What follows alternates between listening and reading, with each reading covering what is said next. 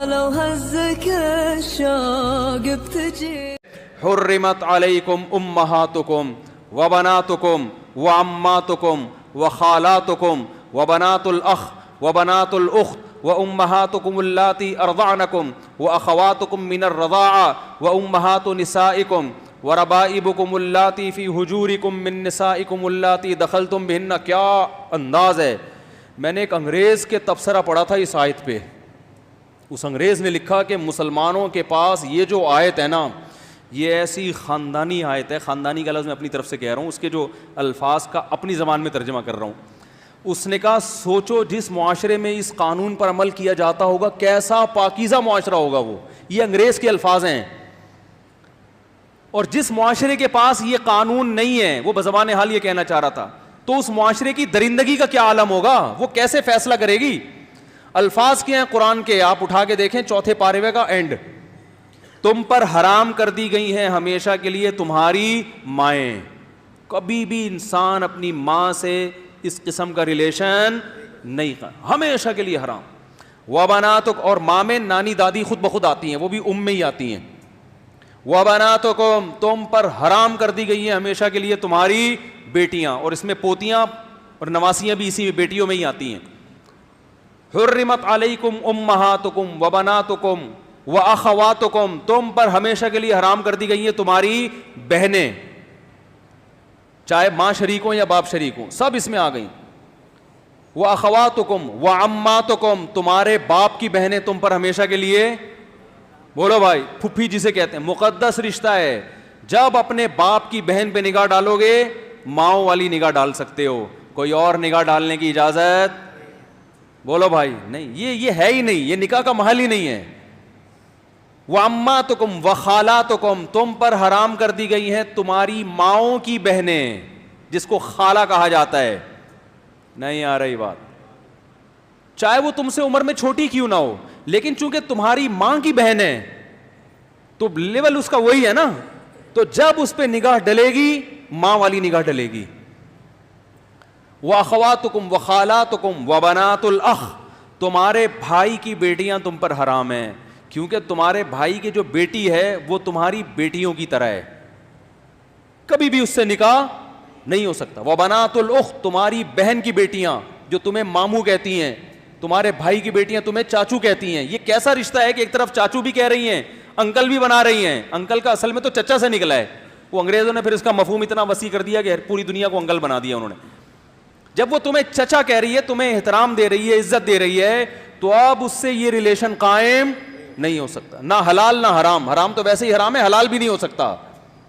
وَبَنَاتُ الْأُخْتِ وَأُمَّهَاتُكُمُ اللَّاتِي أَرْضَعْنَكُمْ, کیا انداز ہے قرآن کا. وہ مائیں جنہوں نے بچپن میں گود میں لے کے تمہیں دودھ پلا دیا, ان سے بھی ایک تقدس کا رشتہ قائم ہو جاتا. پہلے تو بہت ہوتا تھا, اب کم ہوتا ہے. مالدار عورتیں پہلے بچے خود نہیں پالتی تھیں, عرب میں دستور تھا, پیسے دے کے کسی کو کہتے ہیں تو پال لے, جب بڑا ہو جائے ادھر دے دینا. میں اس لیے جو ڈیفینس کلفٹن کی عورتیں ہیں نا, ان سے کہتا ہوں کہ آپ سے اگر بچے نہیں پل رہے ہیں نا تو پیدائش کو روکو مت, پیدا کر کے دائیوں کو پکڑا دیا کرو, یہ پھر بھی بہتر ہے. اور یہ ثابت ہے اسلاف سے. خود ہمارے نبی صلی اللہ علیہ وسلم کی والدہ محترمہ نے نبی کی ولادت کے بعد مائی حلیمہ کے حوالے کیا نا,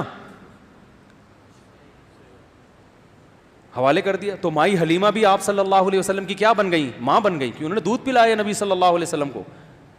تو جو عورت آپ کو بچپن میں دودھ پلائے, ایک تقدس کا رشتہ, بولو بھائی, قائم ہو گیا. اب اس سے نکاح کا سوچنا یہ غلط ہے, ماں بیٹی کا رشتہ بن گیا.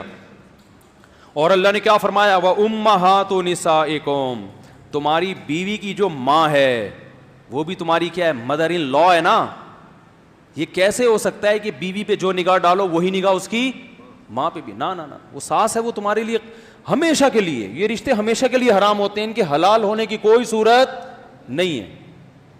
وَرَبَائِبُكُمُ اللَّاتِي فِي حُجُورِكُم مِّن نِّسَائِكُمُ اللَّاتِي دَخَلْتُم بِهِنَّ, جس عورت سے تم نے نکاح کیا اور رخصتی بھی ہو گئی, اس عورت کی بیٹی بھی تم پہ ہمیشہ کے لیے حرام, کیونکہ تم اس کے سوتیلے باپ بن گئے. فادر ان, یہ بھی ایک طرح کا فادر ان لا ہے, اسٹیپ فادر ہے, اور یہ اسٹیپ ڈاٹر ہے.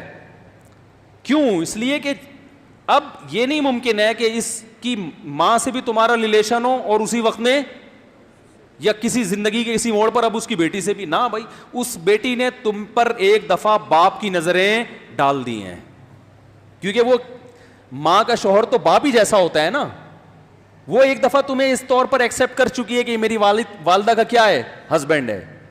تو اب یہ رشتہ ایسا ہے کہ اب قیامت تک اس سے نکاح نہیں ہو سکتا. وَحَلَائِلُ أَبْنَائِكُمُ الَّذِينَ مِنْ أَصْلَابِكُمْ, تمہارے جو بیٹے ہیں ان کی بیویاں بھی تم پر کیا ہیں, جسے بہو کہا جاتا ہے.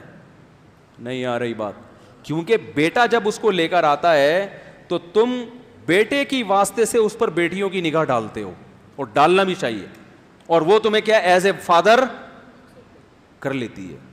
تو بس یہ ہمیشہ کے لیے اب کیا ہو گیا, بولتے کیوں نہیں بھائی. اور قرآن نے یہ بھی کہا وَأَن تَجْمَعُوا بَيْنَ الْأُخْتَيْنِ, اور دو بہنوں کو نکاح میں جمع کرنا بھی کیا ہے, کیونکہ ایک عورت سے جب تمہارا کوئی ریلیشن ہے, اس کی موجودگی میں اس کی سگی بہن سے بھی یہ ریلیشن ہو, اس کو بھی اسلام غیرت کے خلاف سمجھتا. ہاں اس سے علیحدگی کے بعد نکاح ہو سکتا ہے, اور حدیث کے مطابق خالہ بھانجی سے بھی ایک ٹائم پہ نکاح نہیں ہو سکتا, پھوپھی بھتیجی سے بھی ایک ٹائم پہ نکاح نہیں ہو سکتا. آگے اللہ نے فرمایا وَأُحِلَّ لَكُم مَّا وَرَاءَ ذَلِكُمْ, اس کے علاوہ جتنے رشتے ہیں تمہارے لیے کیا ہیں, حلال ہیں.